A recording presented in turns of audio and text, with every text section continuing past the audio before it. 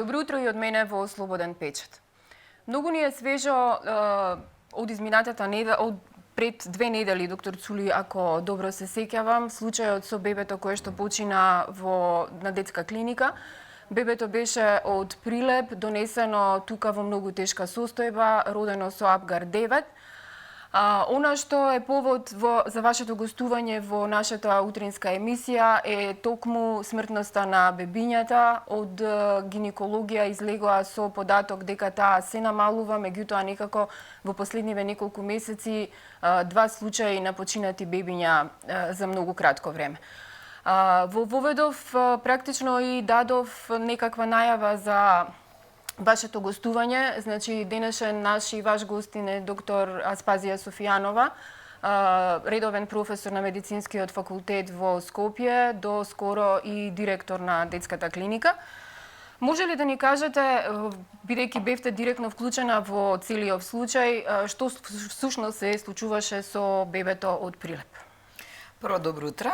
Драго ми е што сум ваш гостин и еве да го освежиме утрово, да речам. Иако темите секогаш кога разговарате со јас, практично сум раководител на оделот за неонатална и педиатриска интензивна на Универзитетската клиника за детски болести и веројатно затоа и би говорела околу овој случај конкретно, кој што некако сите малку не запраша заради тоа што смртноста, знаете, е сепак нешто што го погодува пред се родителите, фамилиите и човештвото глобално, и еден од економските параметри во една држава за квалитетот на здравствените услуги што се дават е токму тој морталитет на новороденчињата, односно доенчињата. И тој укажува колку сме навистина спремни да се справуваме со многу предизвици, вклучувајќи ги овие, бидејќи секој сака здраво семејство, нели, здраво дете и здраво раѓање, но тоа не вклучува само породување и излегување на бебето од утробата на мајката, туку вклучува многу фактори кои што одат наназад, нели? И затоа сега веќе кога станува збор за ова дете не беше 9, туку е 10 апгарот, што е доста вака зачудувачки, обично ние 10 апгар не даваме. Апгар представува кондиција на бебето на самото раѓање. При што вие знаете, убаво е кога се присуствува на раѓањето за да ја доживеете вистински климата, да ја доживеете мајката и да го доживеете бебето. И при тоа сигурно дека ако е таа оценка дадена, значи детето имало одличен плач, одличен тонус, добра срцева акција, одма продишало и ние велиме, нели, како неонатолог велиме, нели, првиот плач го укажува првиот дел од животот, кој што е многу важен за понатамошниот квалитет на животот и затоа сме ние клучни во таа проценка што ја даваме. Кога е тоа кажано така и кажано сигурно и мајката го доживеала тоа така, се зема бебето, нели, сега новото ние го прославивме пред него, чествувавме денот на предвремено раѓањите, родените дечиња, на кој кажавме дека е исклучително важно скин ту скин контакт, значи контактот кожа на кожа. Значи најважно е тоа, че детето одма се става на мајчината кожа, при што се вклучуваат сите оние фактори кои овозможуваат негова побрза и поубава адаптација на новиот свет или на дворешниот свет. Сега тој дел морам да кажам дека ќе треба некој таму да ви каже што се случувало. Медицински, колку што ве разбрав, се било во ред, од каде се појави Ешерихија коли?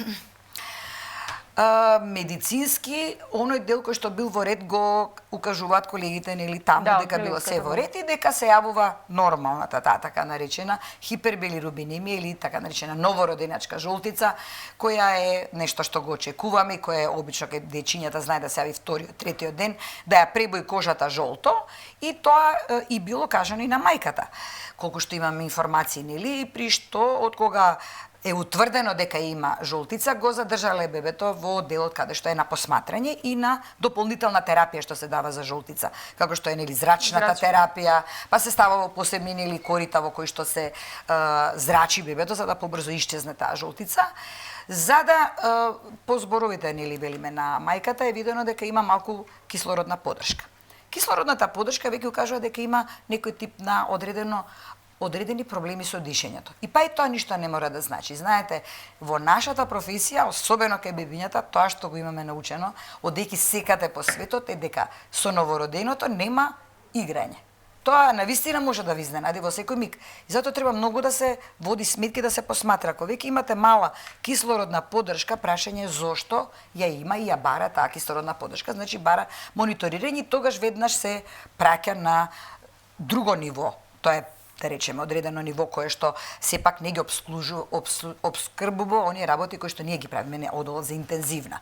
За да кај нас дојде после 4-5 дена во една состојба која, морам да ја кажам, колешката кога ни го предаваше на смена, детето кажа дека е доста комплексно во смисла на има проблеми со дишењето, што ние го видовме. Детето веднаш го ставивме на неинвазивна вентилација, значи имаше потреба од вентилација која треба да ги држи беглите дробови отворени. Значи има потреба од повеќе, не само кислород, ние го велиме блендит, значи пола кислород, пола воздух, па да не го оштетиме тоа. Се си има свој протокол, значи имавме работа со протоколарен режим, во кој што прво на неинвазивна вентилација, видовме дека сепак има едеми, значи постои нешто што ја нарушило и циркулацијата, заради кое што беше набрзо и интубирано.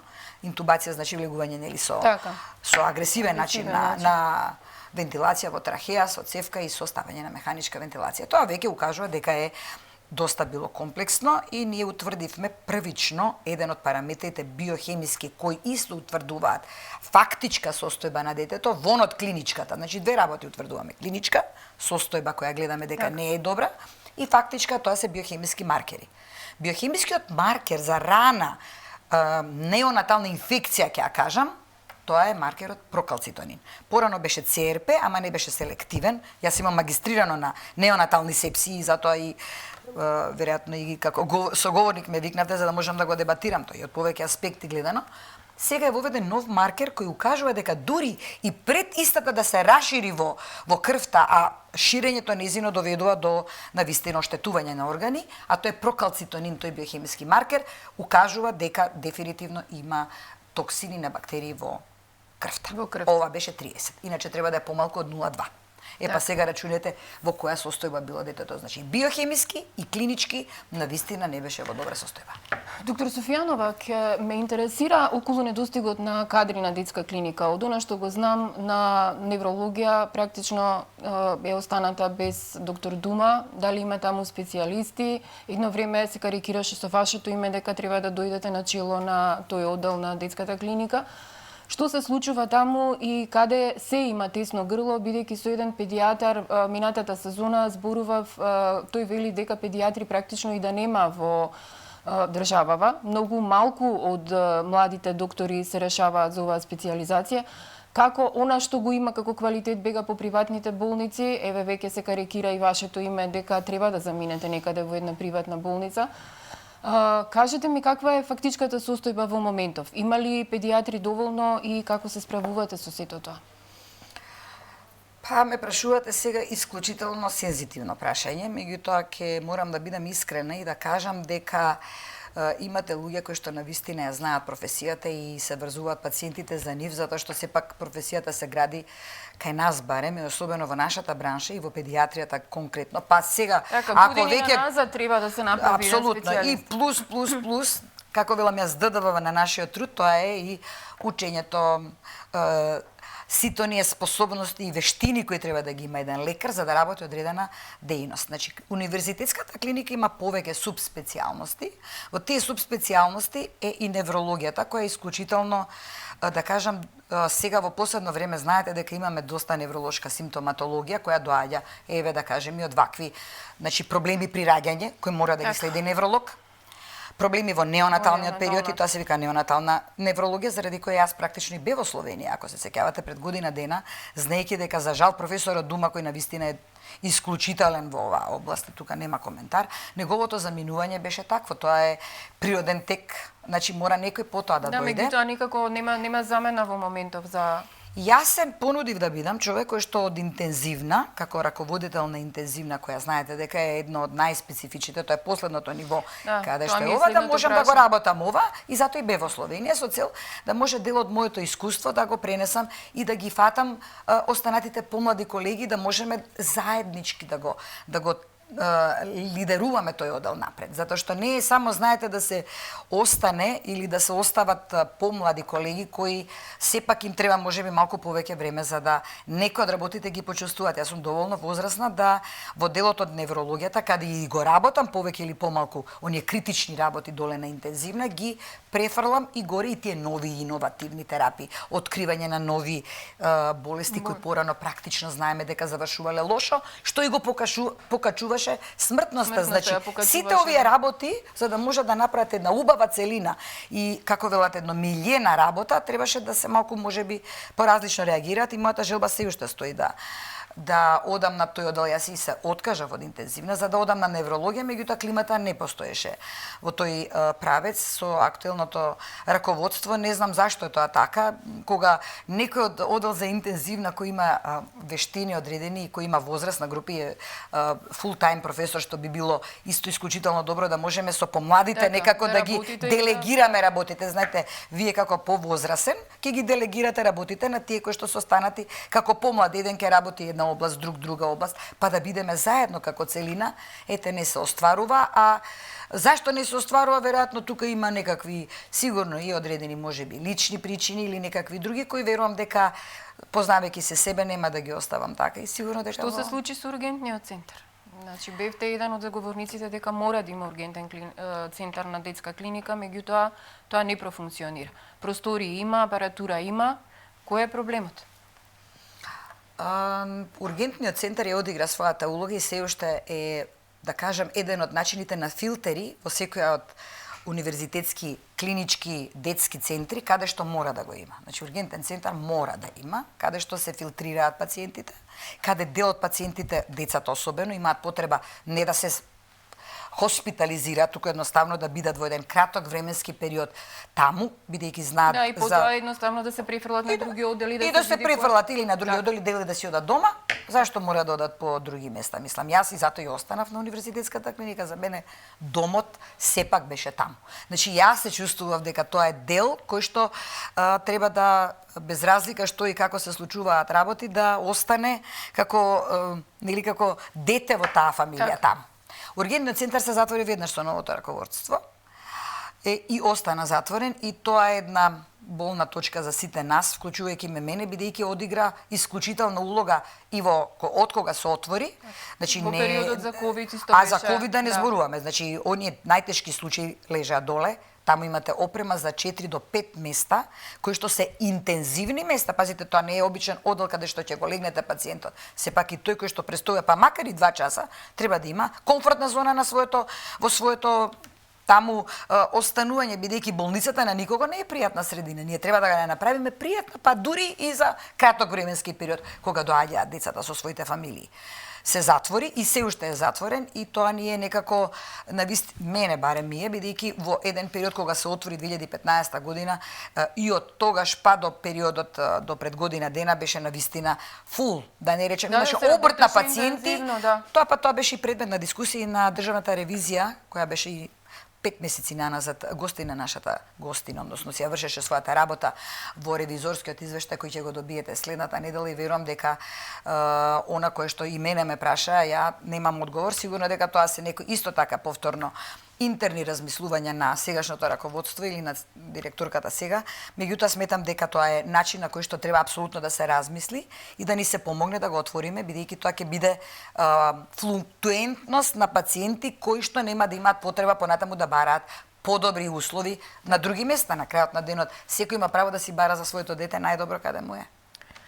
Доктор Цули, околу ретките болести. Кажете ми, како се одредуваат терапии кај ретките болести? Кој ги одредува практично терапиите за детски болести? Морам да кажам дека Комисијата за ретки болести, која се формира уште 2011 година и можда и предходно, на вистина беше составена од членови каде од секоја клиника, особено детската највеќе, бидејќи тука се откриваат нели рано, тие кои што имаат доста за жал специфичен тек, се ретки, сами по себе укажуваат дека не се јавуваат често, се јавуваат еден на 100.000 или еден на повеќе, да кажем, или на 200 или на 500.000 или на милион, и тие имаме и ултра ретки болести кои што исто така имаат специфични лекови кои во новата модерна медицина веќе ги вади тие лекови на површина и еве гледате дека веќе по повеќе патологии кои рано завршува и го одредува квалитетот на животот многу порано да завршат тие пациенти, сега веќе со новата таа терапија, така наречена иновативна, модулаторна, генетска терапија која постои. Јас имав и прилика да видам како веќе Србија почнува и со генската терапија, особено во неврологијата, и која навистина ме воодушевуваат како тоа го промовираат, се спасуваат, односно се подобруваат квалитетот на животот на тие дечиња кои што се раѓаат со тие болести. Неофицијално имаме сознание дека лек од детска клиника е даден на дете кое што лежало во една од приватните болници. Се карикира со некоја цена од 100.000 евра. Имате ли такви сознанија? Дали тоа дете воопшто било на ваша клиника или едноставно само лекот е даден од клиника за да се прими во приватна болница? Видите, јас веќе не сум во таа комисија за ретки болести, јас бев до пред 100 година дена и такви моменти не можело да се случат, бидејќи сепак тоа е на ниво на државата и државата е таа која ги одредува сумата на пара која лежи на Министерството за здравство. Во склоп на Министерството за здравство постои комисија за ретки болести и која одлучува понатаму по однос на пријавите кои ги даваме ние од клиниките за одредени болести и па ги елаборираме на стручен состанок, кои се зошто се подпишуваме сите дека одобруваме лек кој што треба по патологија генетски докажана и сигурно да биде детето eligible, викаат, нели, способно да може да го прими и тоа се си оди преку државните институции, морам да бидам искрена. Имавме ние на стручен колегиум, меѓутоа сепак не можеме да се одлучиме да дадеме пас, да дадеме сепак такво нешто. Постоело такво нешто. Ако постоело такво нешто, тогаш тоа веќе е малку контраиндицирано во однос на реалните законски норми околу такво нешто. Тоа проверете го, меѓутоа факт е дека беше дебатирано за такво дете и беше од страна на стручниот колегиум дадено негативен одговор дека тоа дете треба да дојде кај нас, треба да се види што е како е. Тоа исто е за спинална мускулна атрофија. Мислам дека еве пак е врзано со неврологијата и таму што се случувало, како се случувало, не можам да ви кажам, бидејќи не знам, не сум инволвирана. Да бев на тој оддел, ќе бев одговорна за тоа. Не сум на тој оддел. На стручен колегиум сепак сте дискутирале за такво нешто. Апсолутно, тоа мора да се дискутира, сите да бидеме информирани. И беше баш дебатирано дека ако тоа дете лежи во приватна болница, окей, нема проблем. Одлучиле така родителите, можеби имало и некој друг коморбидитет заради кој лежало, но треба да дојде на детска клиника и ние како стручен колегиум да го имаме во предвид да ни се презентира за да го добие лекот. Ајде да се вратиме кај трикафтата. Кој одредува, која прима, како оди цела постапка, бидејќи практично за децата вашата клиника е на некој начин онкологија во делење на терапија? Видите вака, трикафтата немам ингеренци, бидејќи не сум директор од кога е дојдена. Така да околу тоа мојата одговорност тотално исклучувам. Јас сум била одговорна кога дојде прв пат Калидеко и тогаш е исто една модулаторна терапија, но во трикафтата се содржи Калидеко и сега нормално дека пациентите за цистична фиброза ги примаат тие лекови, со што морам да ви кажам дека за да примите толку скап лек како што е, а врши подобрување на пациентите со цистична фиброза и тоа има медицина базирана на докази, затоа ние бараме, нели, еве слушате секојдневно, нели, да добијат сите пациенти и така натаму, има сепак строго критериуми.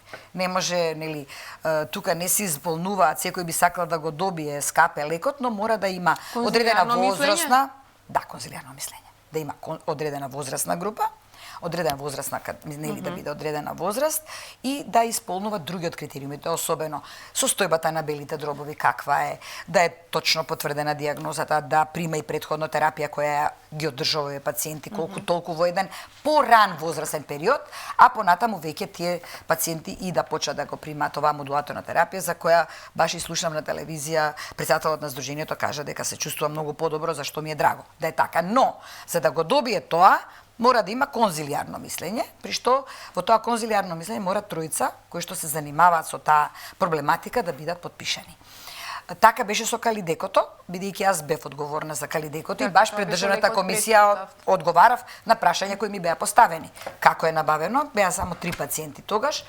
Тоа одеше исто така, набавката одеше преку Министерството за здравство, а потоа доаѓаше директно на клиника и тоа беа само 3 пациенти кои добија, беа повозрасни, кои навистина беа во критична состојба и имаше апсолутно 3 потписи кои што и они ги видоа тие дека е така. А одредуваше тој што води, пак ја кажам, цистична фиброза, што се занимава со проблематиката за цистична фиброза. Не може секој да го пише тоа конзилиарно само за да го напише. Знаете, злоупотребата после тоа навистина е многу некоректна, бидејќи некој ќе се најде засегнат зашто не добил тој, а добил некој друг. Значи, мора да има критериуми и мора тие да се транспарентни, да бидеме јасни и чисти. Значи, транспарентноста во давањето на таа скапа терапија, како и за претходното прашање, така и за ова, мора да биде јасна и гласна. Значи, не можеме ние да играме тука за некој мајка, за некој маќа. Во конкретниот случај за трикафтата немам никаква одговорност затоа што прво не се занимавам со цистична, второ знам дека одредена група на деца примаат трикафта. Не сум јас, пак ќе кажам, била одговорна за тоа и како е дадено, на кој принцип, тоа исто така беше предмет на дискусија со Државниот завод за ревизија, кој ме праша, но видоа дека јас немам туку улога и зашто некои од нив биле дадени со 1, 2 или колку потписи, не знам, тоа повторно ќе треба да разговарате со луѓето кои што се занимаваат со цистична, јас не. Центарот за цистична фиброза од неодамна е во детската клиника во Козле. Какви се ингеренциите сега на клиниката за детски болести врз тој центар или таму се одредува цела терапија? Клиниката, Универзитетската клиника за респираторни болести, Козле, ми е драго што стана навистина универзитетска клиника и таму се каже и министерот и тоа навистина мислам дека е убав проект. Да не кажам одличен проект, бидејќи генерално и самата цистична има пред се патологија која е врзана со респираторната патологија и има одлична идеја да се направи вистински еден прав центар за цистична фиброза кој ќе биде во склоп на универзитетската, бидејќи мултидисциплинарниот приод кон овие пациенти ќе биде задоволен на тој начин. Им честитам. Одлична идеја, одличен проект. Сега сигурно дека малку овој транзиторен период е сега баш транзиторен период бидејќи ова сега набрзо се случи, веројатно мора да се создадат комплетни услови. Тука им помага доста и Универзитетската клиника за белодробни болести, каде е професор Докич и мислам дека ги прифаќа дел од повозрастните пациенти во овој момент, додека комплетно не се создадат условите. Малите деца се уште кај нас знаат да дојдат, така да се уште додека не се создаде таа клима комплетна, за која пак ќе кажеме добро осмислена и добро да кажеме започната, верувам дека ќе има одредена помош која ние сигурно ќе ја дадеме како Универзитетска клиника за детски болести заедно со клиниката за пулмологија, а понатаму верувам дека тој центар навистина ќе може да функционира онака како што светот го бара. Цистична фиброза е една од ретките, ама сега доста честа болест. Имаме повеќе од 145 деца, се сеќавам, веројатно може без голем или намален број од нивен. Не знам точно, но знам дека јас додека како менаџер исклучително многу обраќавме внимание да бидат задоволени кај нив, бидејќи специјален буџет се дава за нив. И тоа е сепак одредена сума на пара, каде морате да ја оправдате со конзилиарно, да ја оправдате со лекот, бидејќи истиот е рековме скап, и да оправдате подобрување на состојбата на пациентите. На сам почеток на интервјуто ве прашав дали останувате на клиника универзитетска или треба да ве бараме некаде по приватните болници. Некако вешто ми го избегнавте прашањето, бидејќи дел од приватниве болници веќе карикираат со вашето име. Морам да бидам искрена, веројатно ќе стојат сите овие опции во моето размислување, кога веќе би требале да видите дека јас останав тука, бидејќи мојот дом и мојата личност е клиниката за детски болести, со оглед на многу работи како и се случија, фала Богу, добро е што ќе ја добиете набрзо ревизијата која ќе го потврди моето позитивно работење. И тоа ми е многу драго, бидејќи јас во суштина се што направив беше во еден тренд да ги следиме трендовите, да имаме една компактна клима на клиниката. Климата на работа го одредува лидерот кој што мора да направи задоволство на тие што доаѓаат, пред се што работат, и клима на пациентите што доаѓаат.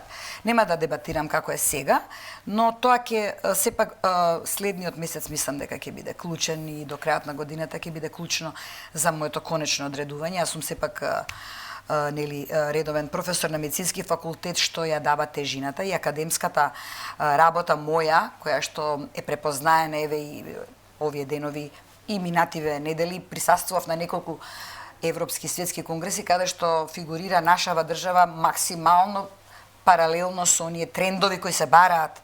Така да тоа сигурно верувате дека ми значи и не само мене, не сакам да зборувам во еднина. Значи јас сум единка која што сака заедно со своите колеги да создаде клима за работа со сите нови трендови и секој да биде прашан каде сака да работи, а не сега се случуваат одредени ситуации каде се едноставно по дефолт некој се става на еден одел, некој на друг, не се прашува се сака се не сака. Значи морате да разговарате и со докторот и да бидат пациентите услужени од страна на нас лекарите со љубов, а не тоа да биде сега на некој начин со сила. Значи менаџерирањето е многу сериозна работа, бара многу голема одговорност и заради која што практично и дел од нештата ми е драго која ќе ги слушнете како излегуваат во оние кои што се одговорни да ви кажат каква била работата, дали била добра или не, а тоа ќе го добиете преку Државниот завод за ревизија.